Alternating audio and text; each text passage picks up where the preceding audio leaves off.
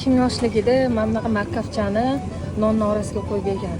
O'sha paytlarni sog'ingan bo'lsanglar, bemalol Germaniyada Mix Marketga kelib olsanglar bo'ladi. Kapustalarni qaranglar mana. Yo'q, Germaniyada buratinaga nima deysizlar? Buratinaga mana.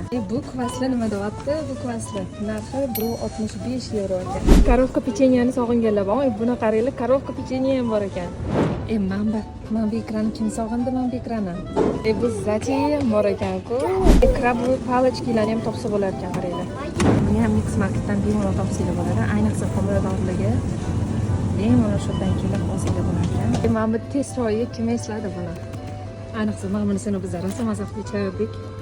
Bundan srochno olish kerak. O'zbekiston shunday esimga tushib ketyapti. Buni mana bunaqa shokoladlarni qaranglar buni. Alyonka bor ekan. Bu konfetni kim esladi? Ani ko'chada bozorchilarda sotadigan xolalar har doim qurtmisi ham chiqamasa, pising dachiga mana shunaqa konfet berilardi. Mana bu konfetga nima deysizlar? Barbaris. Mana supurgilarga nima deysizlar? Даже Mix Marketda supurgilarni ham topshirib olarkan. Bunaqasi aniq bo'lmagan. Valeriankadan tortib nashatirka spirtigacha bor ekan. Buni aniq bilaman. Siz ham Germaniyada Mix Marketga kelgansiz. Siz bu magazindan O'zbekistonda bor bo'lgan mahsulotlardan nimani topgansiz?